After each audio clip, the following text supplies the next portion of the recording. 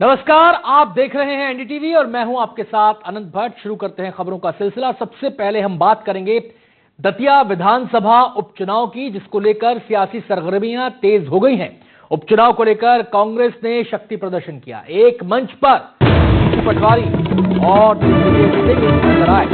आपको बता दें, पिछले दिनों दोनों के मतभेद की खबरें सामने आई थी, इनके बीच खींचतान की खबरें सामने आई थी। हालांकि पार्टी ये कह रही थी, पार्टी के नेता कह रहे थे कि दोनों के बीच पिता पुत्र का रिश्ता है, तो कोई विवाद की स्थिति नहीं है। और एक मंच पर दोनों साथ नेता आए, शायद ये संदेश देने के लिए अपने वोटर्स को भी और कांग्रेस कार्यकर्ताओं को भी कि पार्टी एकजुट है। दिग्विजय सिंह दतिया उपचुनाव में कांग्रेस की जीत का दावा कर रहे हैं। पटवारी और दिग्विजय ने बीजेपी पर मिलकर निशाना साधा। सामूहिक शक्ति का संदेश यहां पर दोनों नेता नजर आए देते हुए, और साथ ही साथ ये जताने की भी कोशिश कि कोई दिक्कत नहीं है पार्टी के अंदर, पार्टी पूरी तरह से एकजुट है। पिछले दिनों जो खबरें आई थी, एक मसले को लेकर, एक मामले को लेकर दोनों के अलग अलग बयान सामने आए थे, उससे ये कयास लगने लगे थे कि पार्टी में कहीं कुछ खींचतान तो नहीं चल रही। हालांकि इसको लेकर पार्टी नेताओं की सफाई भी लगातार सामने आई और पिता पुत्र का रिश्ता बताया। सुनते हैं उन्होंने क्या क्या कहा। मध्य प्रदेश में लोकतंत्र की चीरहरण देखा, वो किसी से छुपा नहीं है। और फिर तीसरा, राजेंद्र भारती जी को किस तरीके से एक मां ने लोन लिया 10 लाख का, उसका फर्जी केस बनवा कर किस तरीके से पद से मुक्त करवाया, ये दतिया की आम जनता के वोट का अपमान है। उस अपनी राजनीतिक शक्ति का दुरुपयोग किया और फिर से उसी हारने के बाद भी उसी शक्ति का उपयोग किया, राजेंद्र भारती जी को हराया।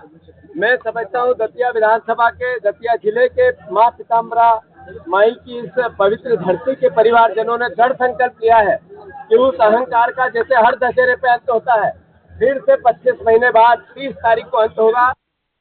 विश्वास है, पूरा भरोसा है कि दतिया की जागरूक जनता उन सब बातों को नहीं भूलेगी जब वोट डालने का मौका आया था। उस समय नहीं भूली, आगे भी नहीं भूली। जिस जोश और हिम्मत के साथ इतना अन्याय और अत्याचार होने के बावजूद यहाँ कांग्रेस के कार्यकर्ता पूरे दतिया जिले से एकत्रित हुए हैं और दृढ़ता से हिम्मत के साथ आज चुनाव में अपनी बात रखने के लिए आज तैयार है। तो सुना आपने दोनों नेताओं को, जीतू पटवारी और दिग्विजय सिंह दोनों जीत का दावा कर रहे हैं कांग्रेस की इस उपचुनाव में। और इस उपचुनाव के अंदर बीजेपी भी पूरी मजबूती के साथ ताल ठोक रही है। केंद्रीय मंत्री ज्योतिरादित्य सिंधिया ने भी पूरी ताकत से जीत का दावा किया है। उन्होंने कहा कि हम पूरी ताकत लगाकर मैदान में उतरेंगे, एक बार फिर कमल खिलाएगी बीजेपी। ग्वालियर दौरे के दौरान सिंधिया ने जीत की ताल ठोकी है दतिया उपचुनाव को लेकर। क्या कहा ज्योतिरादित्य सिंधिया ने, सुनवाते हैं अब आपको। दतिया का चुनाव की घोषणा हो चुकी है। भारतीय जनता पार्टी संपूर्ण रूप से लग चुकी है और मध्य प्रदेश में विकास और प्रगति की आंधी जो हर जिले को छू रही है, वो दतिया को भी छुए। मेरी दतिया की जनता से विनम्र पूर्वक निवेदन है, मैं वहां जाऊंगा भी जब मुझे कहा जाएगा। मैं सभी से अपील करना चाहूंगा और मुझे विश्वास है कि भारतीय जनता पार्टी का परचम दतिया में भी लहराएगा। तो दतिया का दंगल काफी दिलचस्प है। दोनों ही पार्टियां, जो मुख्य पार्टियां हैं, कांग्रेस हो बीजेपी हो, अपनी अपनी जीत का दावा कर रही हैं। इन तमाम सियासी सरगर्मियों के बीच, इन तमाम चुनावी हलचलों के बीच गुर्जर समाज ने पूर्व गृह मंत्री डॉक्टर नरोत्तम मिश्रा का भव्य स्वागत किया और सम्मान किया, जहां बड़ी संख्या में समाज के लोग और कार्यकर्ता मौजूद रहे। कार्यक्रम के दौरान डॉक्टर नरोत्तम मिश्रा ने कांग्रेस और पूर्व विधायक राजेंद्र भारती पर जमकर निशाना साधा। उन्होंने आरोप लगाया कि विपक्ष सिर्फ अफवाहों की राजनीति करता है, जबकि विकास के मुद्दों पर कभी गंभीर नहीं रहा। उन्होंने ये भी कहा कि लंबे समय तक जन प्रतिनिधित्व मिलने के बावजूद दतिया को अपेक्षित विकास नहीं मिला। एक तरीके से उपेक्षा हुई दतिया की। उपचुनाव से पहले इस बयान ने जिले की सियासत को और गर्मा दिया है। नरोत्तम मिश्रा का बयान सुनिए जरा। 40 साल की कोई उपलब्धि नहीं बताते। पिछला चुनाव जो बीत निकल गया उसमें सर्वाधिक चुनाव प्रभावित हुआ इस बात से कि कांग्रेस की सरकार बन रही है। उनके नेता आए कमलनाथ जी, दिग्विजय सिंह जी, बोले सरकार बन रही है। मैंने उस समय भी कहा था कि ये बनी बनाई नहीं चला पाए तो ये बनाएंगे कहां से? बनी बनाई सरकार नहीं चला पाई, गिर गई उनकी, तो कह रहे हैं कि हम सरकार बनाएंगे। ये जो भ्रम की राजनीति की, ऐसा नहीं है कि अभी की मैं आया तब से और उसके पहले से, ये इसी तरह से लोगों के बारे में भ्रम फैलाते रहे, लोगों की बुराइयां करते रहे। हम सीधे रुक करेंगे। हमारे संवाददाता मनोज गोस्वामी हमारे साथ जुड़ गए हैं तमाम पहलुओं पर चर्चा करने के लिए। मनोज, पिछली बार कांग्रेस के खाते में सीट गई थी, लेकिन कांग्रेस के खाते से फिर से आ गई। उपचुनाव की घोषणा हो चुकी है। माहौल इस समय क्या है? माहौल गरमाया हुआ है, युद्ध जैसी स्थिति बन चुकी है। कल भारतीय जनता पार्टी ने भी आम सभा ली थी और आज कांग्रेस ने कार्यकर्ता सम्मेलन मॉडल होटल में किया है। तो आज जो कांग्रेस का सम्मेलन हुआ है, जिसमें पूर्व मुख्यमंत्री कांग्रेस दिग्विजय सिंह और प्रदेश के अध्यक्ष जीतू पटवारी मौजूद थे, उन्होंने कार्यकर्ताओं को संबोधित किया है। और जीतू पटवारी और दिग्विजय सिंह के निशाने पर भारतीय जनता पार्टी नहीं थी, सिर्फ डॉक्टर नरोत्तम मिश्रा थे। पूरे के पूरे भाषण में सिर्फ नरोत्तम मिश्रा की इसमें कटाक्ष की गए, आलोचना किए गए, तरह तरह के तंज भी उनके द्वारा कसे गए हैं। कहीं भी कोई विकास की बात नहीं हुई है, जैसा कि डॉक्टर नरोत्तम मिश्रा ने कल जो आम सभा में आरोप लगाया था कांग्रेस के ऊपर कि विकास की बात नहीं करते, सिर्फ परिवारवाद की बात करते हैं। और कैसे भी हो यह सीट कांग्रेस जीते, कोशिश कर रही थी। आज पूरी कार्यकर्ताओं को समझाया। उन्होंने कहा नरोत्तम मिश्रा द्वारा जो कांग्रेस की कार्यकर्ताओं को भारतीय जनता पार्टी की सदस्यता दिलवाई, लगभग 3 साल में 3 लाख के करीब कांग्रेसी कार्यकर्ताओं को पूरे प्रदेश भर में डॉक्टर नरोत्तम मिश्रा ने भारतीय जनता पार्टी में शामिल किए। तो सीधे सीधे निशाने पर दोनों ही बड़े दिग्गज नेताओं के डॉक्टर नरोत्तम मिश्रा थे और उनका कहना यह था कि कैसा भी हो, कैसे भी हो, हर हाल में दतिया की सीट को जिताना है और कांग्रेस को विजयी बनाना है। इस तरीके के भाषण भी वहां हुए थे। मनोज, आप ये तो चुनावी तैयारियां हैं, जीत के दावे दोनों तरफ से किए जा रहे हैं, लेकिन इसमें एक पहलू और है। खासकर अगर हम जब कांग्रेस की बात करते हैं, एक मंच पर जीतू पटवारी का आना और दिग्विजय सिंह का आना, ये क्या संकेत देने की कोशिश है यहां पर? ये क्या संदेश देने की कोशिश है यहां पर? पिछले दिनों काफी खींचतान देखने को मिली थी, काफी बयानबाजी इनके बीच मतभेदों को लेकर हो रही थी। यहाँ जो आयोजन स्तर पर दोनों ही दिग्गज नेता आए थे, जैसा कि प्रदेश में पूर्व एक दूसरे के ऊपर तंज कसे गए थे, छींटाकशी भी हुई थी, सोशल मीडिया पर भी वायरल हुआ था। तो यहाँ दतिया की सीट को लेकर, नरोत्तम मिश्रा को लेकर दोनों ही दिग्गज नेता एक दिखाई दिए और यहाँ तक कि गोविंद सिंह भी यहाँ आए थे, वो भी एकजुट दिखाई दिए। और जीतू पटवारी ने यहाँ तक कहा कि मैं दतिया से तब तक नहीं जाऊंगा जब तक कांग्रेस को विजय नहीं बना लेता। तो शनिवार को पूरे प्रदेश भर के जो बड़े बड़े जो नेता हैं आकर अपना फॉर्म दाखिल करेंगे, यही भी घोषणा उन्होंने आज की है। तो निशाने पर सिर्फ डॉक्टर नरोत्तम मिश्रा है और पूरी एक तरफ पूरी मध्य प्रदेश की कांग्रेस। जी, लेकिन इसकी कोई खास वजह मनोज कि केवल नरोत्तम मिश्रा को टारगेट किया जा रहा है, उन्हीं पर तीर चलाए जा रहे हैं, पार्टी के विषय में बात नहीं की जा रही है? इसकी कोई खास वजह आप क्या देखते हैं? पिछली बार जो पूर्व गृह मंत्री डॉक्टर नरोत्तम मिश्रा है, उन्होंने लगभग 1,56,000 के करीब कांग्रेसी कार्यकर्ताओं को भारतीय जनता पार्टी ने भोपाल में सदस्यता दिलवाई थी। और पिछले चुनाव में दतिया के कई कांग्रेसी नेता थे, उनको भारतीय जनता पार्टी की सदस्यता दिलवाई थी, जिससे काफी क्षति हुई थी। और सरकार जो गिरी थी कांग्रेस की, तो उसमें भी कहीं ना कहीं डॉक्टर नरोत्तम मिश्रा का हाथ था। तो वो चाहते हैं कैसे भी हो डॉक्टर नरोत्तम मिश्रा की क्षति हो और कांग्रेस प्रबल बने।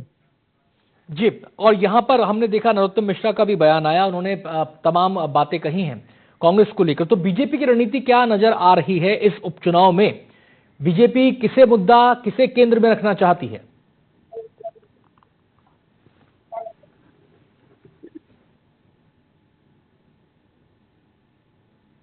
मनोज, क्या आप सुन पा रहे हैं मुझे? जी जी, आवाज आ रही है आपकी। जी, मेरा सवाल आपसे ये है कि आपने वजह बताया कि नरोत्तम मिश्रा को कांग्रेस क्यों टारगेट कर रही है, क्यों उनकी रणनीति के केंद्र में नरोत्तम मिश्रा हैं।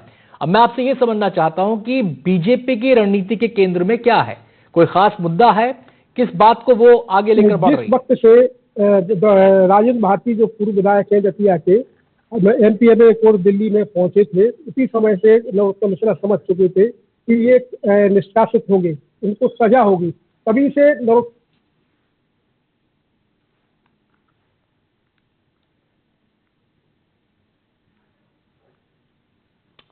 आवाज मिल रही है मनोज आपको?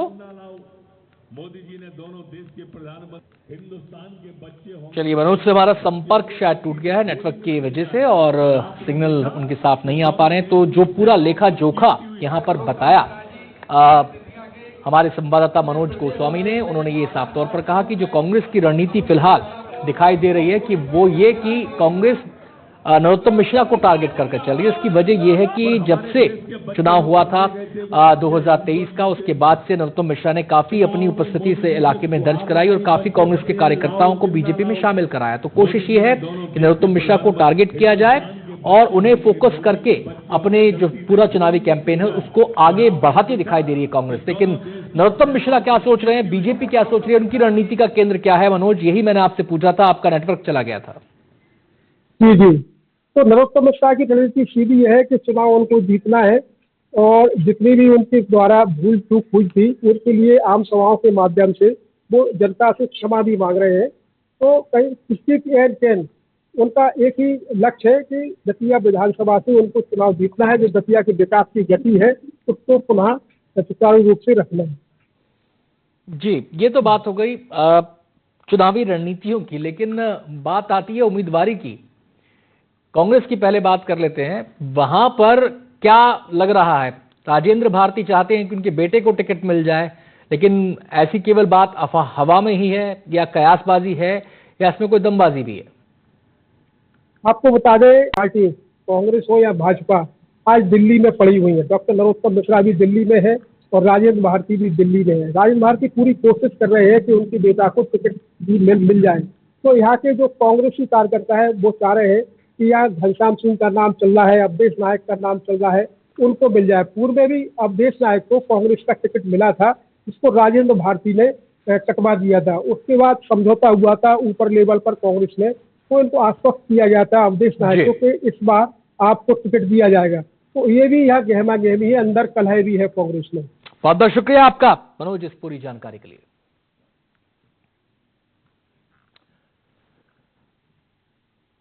तो आगे बढ़ते हैं खबरों में। दतिया उपचुनाव को लेकर सरगर्मियां तेज हो गई हैं। एनडीटीवी ने राजेंद्र भारती से बातचीत की है। टिकट को लेकर राजेंद्र भारती ने क्या कहा आपको बता दें। उन्होंने कहा कि हमने परिवार के लिए टिकट नहीं मांगा। राजेंद्र भारती कह रहे हैं पार्टी जिसको चाहे उसे टिकट दे दे। हम बीजेपी हमेशा चौंकाती है तो संभव है कि नरोत्तम मिश्रा का टिकट काट दे। नरोत्तम मिश्रा को टिकट देगी बीजेपी तो हार निश्चित है, ये दावे कर रहे राजेंद्र भारती। लोकल टिकट देगी बीजेपी तो कांटे का हो सकता है मुकाबला। सुनाते हैं पूरी बातचीत आपको। दोनों देश की सेनाओं को कांग्रेस के नेता और दतिया से अब तक विधायक रहे राजेंद्र भारती हैं। 3 बार के विधायक हैं। सीधा उनसे बातचीत करते हैं। कटने पर आपने दूसरी पार्टी से चुनाव लड़ा, तो क्या ये माने कि अगर इस उपचुनाव में पार्टी टिकट आपके परिवार के लोगों को नहीं देती है, पत्नी या बेटे को, तो राजेंद्र भारती के वो मेंबर किसी अन्य पार्टी से चुनाव लड़ सकते हैं? नहीं, आपने उसको गलत इंटरप्रिटेशन लगा लिया है। हम टिकट जब अभी जीते हैं तो हम टिकट जब मांग ही नहीं रहे, हमारे परिवार का कोई सदस्य टिकट नहीं मांग रहा है। नहीं, आप चाहते हैं? नहीं, ना लड़का मांग रहा है, नहीं, हम चाहते भी नहीं, ना हमने प्रयास किया और ना किसी को कहा है। यदि हम कह दें अपने बड़े नेताओं से तो टिकट हमारा कहीं नहीं जाएगा। पार्टी टिकट देती है तो परिवार के लोग चुनाव लड़ेंगे? नहीं, यदि पार्टी हाईकमान निर्णय दे लेता है और पार्टी हाईकमान जिसको भी टिकट देगा हम उसको जिताएंगे। अच्छा, एक बात बताइए कि पिताजी का जिक्र किया, आपका जिक्र किया, अब उपचुनाव वहां पे हो रहा है, नरोत्तम मिश्रा का दतिया गढ़ माना जाता है। हम 2003 से उसको अगर हम 2023 तक देखें, 4 बार से वहां विधायक चुने गए, मंत्री रहे, गृह मंत्री रहे। अब चर्चा ये है कि वहां से नरोत्तम मिश्रा चुनाव लड़ेंगे। क्या आपको लगता है कि अगर इन केस आप कहें नहीं मार, लेकिन अगर आपके परिवार के लोगों को, पत्नी या बेटे को चुनाव लड़ाया जाता है या किसी अन्य व्यक्ति को कांग्रेस चुनाव लड़ाया जाता है, तो क्या वो नरोत्तम मिश्रा का मुकाबला कर सकता है? एक बात हमेशा याद रखने की होती है, और जो सामने स्थिति है उसमें ये है कि जनता ने 2023 में जो मैंडेट दिया है वो 5 साल के लिए दिया है, हमको जिताने का और उनको हराने का। उनको शांतिपूर्वक 5 साल इंतजार करना चाहिए था। दतिया से वो 3 बार रहे, चौथी बार तो हार गए थे 23 में। वो 8 में रहे, 13 में रहे, 18 में रहे, 3 में भी शायद थे। नहीं 23 में वो हार गए, चौथा चुनाव वो हार गए। नहीं 3, 8, 13 नहीं 3 में आप कह रहे कि नहीं रहे? नहीं 3 नहीं। 2008 में जब डिलिमिटेशन हुआ तो डबरा सीट को छोड़ के वो तलाश में थे कि कहां से हम चुनाव लड़े। तो वो यहाँ जनता की सेवा करने के लिए चुनाव लड़ने नहीं आए थे, वो विधायक बनने के लिए, मंत्री बनने के लिए यहाँ चुनाव लड़ने आए थे। आप इस वो भी किसी गलतफहमी में नहीं रहे, कोई भी गलतफहमी में नहीं रहे। वो यहाँ 2008 में चुनाव लड़ने के लिए, विधायक बनने के लिए और मंत्री बनने के लिए आए थे, तो उन्होंने बन लिया। और जितनी लूट खसोट उनको करना थी वो लूट खसोट उन्होंने की। जनता फिर तैयार नहीं है आज कि वो बाई इलेक्शन जीते।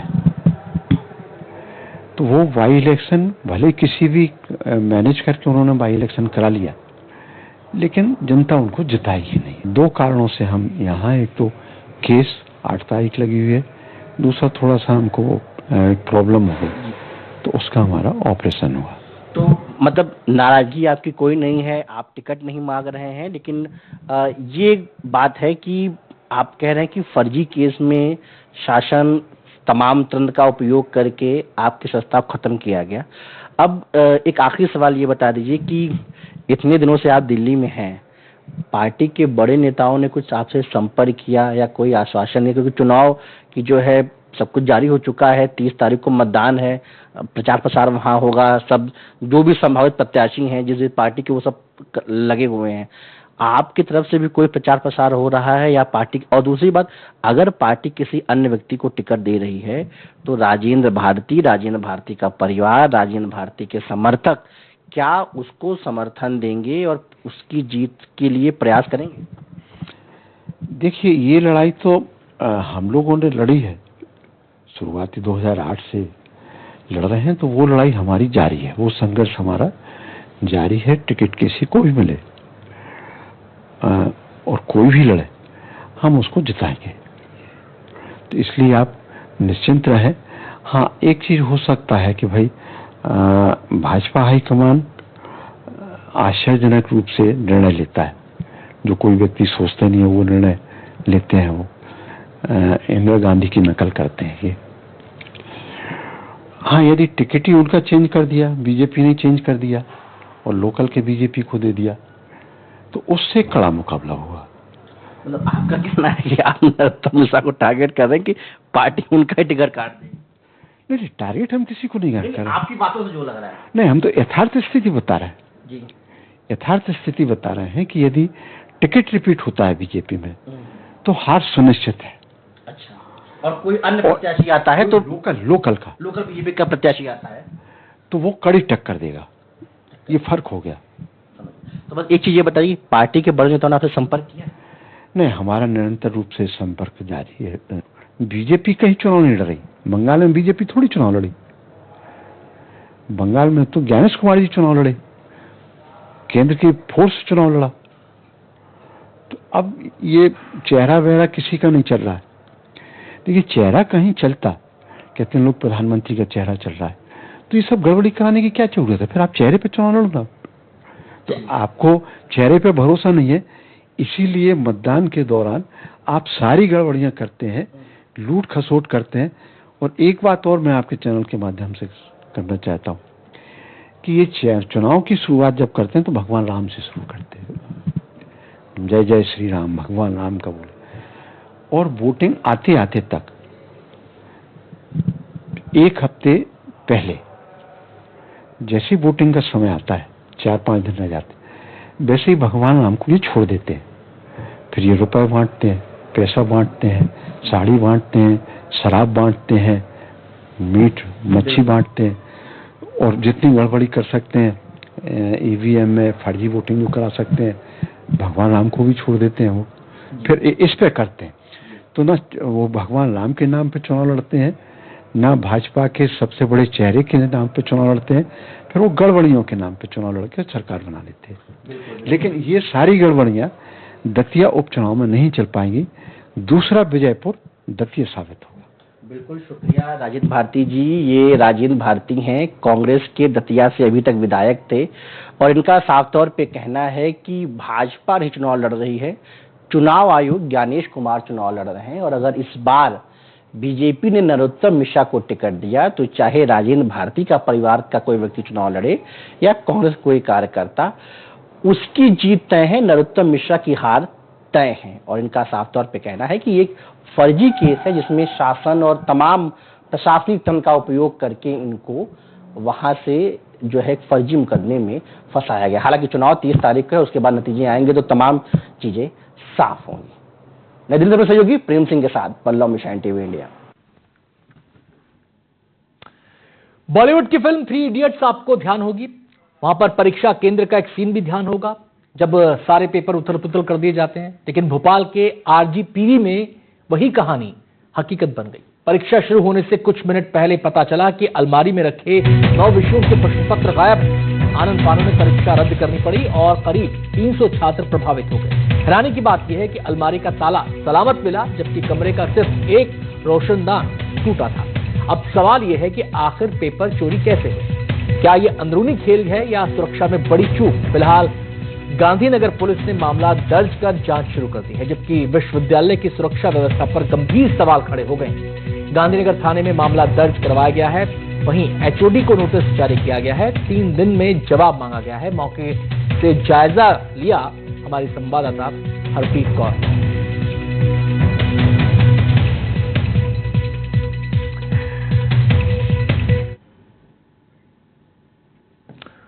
भोपाल से खबर आपको दिखाएंगे। पेपर चोरी पर वीसी का बड़ा बयान आया है। आरजीपीवी में पेपर चोरी एक षड्यंत्र है, यह कहना है वीसी का। यूनिवर्सिटी को बदनाम करने की यह साजिश है। साजिश का जल्द पर्दाफाश होगा। राजीव गांधी प्रौद्योगिकी विश्वविद्यालय में पेपर चोरी होने के बाद हड़कंप मचा हुआ है। पेपर चोरी को लेकर आरजीपीवी के वीसी का बड़ा बयान सामने आया है। उन्होंने इसे षड्यंत्र बताया और कहा कि यूनिवर्सिटी को बदनाम करने की साजिश रची गई है। मामले पर वीसी आलोक शर्मा से खास बातचीत की हमारी संवाददाता। चलिए बातचीत आपको बाद में दिखाएंगे। फिलहाल हमारे संवाददाता अजय शर्मा हमारे साथ जुड़ गए हैं और जानकारी देने के लिए। अजय, अब तक क्या अपडेट मिल पा रहा है इस पूरे मामले को लेकर?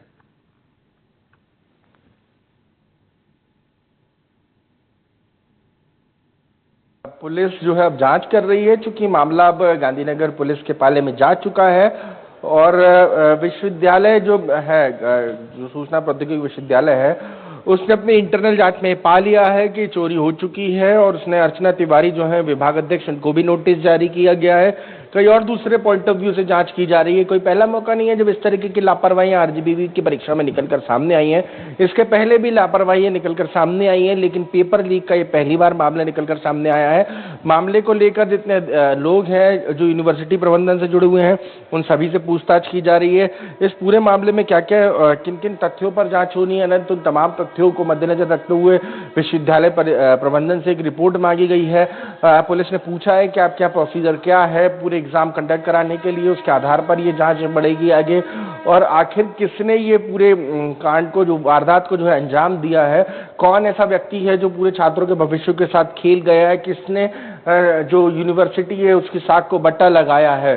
कई कॉलेजेस जो हैं आरजीपीवी की संबद्धता से चलते हैं। मध्य प्रदेश में सूचना प्रौद्योगिकी विश्वविद्यालय के तौर पर सबसे बड़े विश्वविद्यालय के तौर पर राजीव गांधी सूचना प्रौद्योगिकी विश्वविद्यालय को जानता है, जो राज्य सरकार जो संचालित करती है।